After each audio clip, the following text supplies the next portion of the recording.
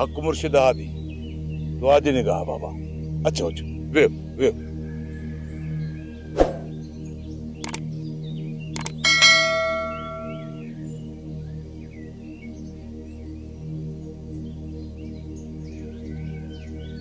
अल्लाह साईं तोखे पंहिंजी अमान ई पनाह में रखंदो। दातू बाबा तूं तैयारी वठ। बाबा साईं केॾांहुं हलणो? हलणो त हर कंहिंखे वॾई आहे, जितां को बि अॼु ताईं वापसि न वरियो आहे। पर तूं ॻोठ वञी रह, लाहे छॾी लिंगनि तां फ़क़ीरी लिबास। फ़क़ीरी लिबास लाहे छॾिया? मुर्शिद साईं बाबा का ग़लती थी आहे मूंखां? न ॾातू, तोखां का बि ग़लती न आहे थी। ज़मानो तुंहिंजी फ़क़ीरी खे फंद ऐं तुंहिंजी बुज़दिली थो सम्झे। माण्हू मुर्शिद साईं खे पाथारीदार ऐं हिन मुक़दस जॻह खे ॾोहारनि जी पनाहगाह था सम्झनि। या मुर्शिद साईं जी शान में गुस्ताखी कई कयां? करम खान खे इहा हिम्मत थी सघे थी, न त बाक़ी हिते सभु मुर्शिद साईं जी इज़त कंदा आहिनि। तोखे ही फ़क़ीरी लिबास करम खान पारायो आहे ऐं तूं ही सभु कुझु पुलिस जे ख़ौफ़ खां कयो आहे न।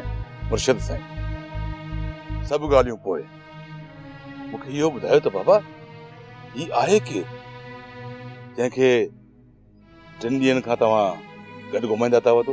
दातू मुर्शिद साईं खां न पुछ, अच त हलूं था औताक ते, तोखे सभु ख़बर पइजी वेंदी त मां केरु आहियां। वञ दातू, ही लिबास लाहे संभाले रखजांइ। हिन वक़्तु ज़मानो तुंहिंजे हथनि में बुहारीअ बदिरां लठ ॾिसण थो चाहे। मुर्शिद साईं बाबा हिननि मींहनि ऐं पैसनि जो बार कीअं लाहिजे? मां मालिक पाण ॻोल्हे लहंदुसि, उहो मुंहिंजे ज़िमे आहे, तुंहिंजे ज़िमे ॿिया कम आहिनि। हुकुम कयो बाबा, मूंखे छा करणो? दातू तोखे को ॾसे या न ॾसे, पर हिन वक़्तु बचल खान ऐं उन जो राज करम खान जे घेरे में अथई। मूंखे ख़बर आहे मुर्शिद इहो करम खान असांजे पगदार जी पग जो दुश्मन आहे। मामे जी पग ॾांहुं केर बि मेरी अख करे ॾिसंदो, मां हुन जूं अखियूं कढी छॾींदुसि। मामो मन त तूं बचल खान जो भाणेजो? हा, मां बचल खान जो भाणजो आहियां।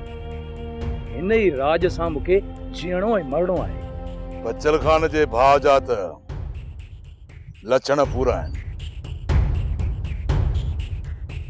बाक़ी भाणे जो ॾिसजे। तुंहिंजे साम्हूं वेठो आहियां, इहो ई आहे तो वांगुरु, न को अॻियां न को पोयां। हिन ई करे मूंखे मौत जो को बि ख़ौफ़ न आहे, ऐं न ई वरी मूंखे जीअण जी का लालच आहे। जे माण्हू जी दिलि मां मौत जो ख़ौफ़ ख़तम थींदो आहे न, उन जी दिलि में सिर्फ़ ख़ुदा जो ख़ौफ़ ई बचंदो आहे। सावल तूं ई असां बचल खान ऐं राज जे दुश्मननि सां अहिड़ो त हशर कंदासीं जो सॼी उमिरि यादि रखंदा। फिलहाल तव्हां करम खान खे कुझु न चइजो जेसिताणी करम खान सिधो वार न करे। मुर्शिद साईं करम खान हिकिड़ो न पर 10 वार करे चुको आहे। हाणे करम खान सां सिधो जहिड़ो आहे, पोइ जेको थियो ॾिठो वेंदो। दातू हल तली मामे बचल खे मुंहुं ॾेखारे। तूं वञ बचल खान ॾांहुं सावल, पहिरियां मां ही लिबास लाहियां, पोइ वीराणे सां मिलां।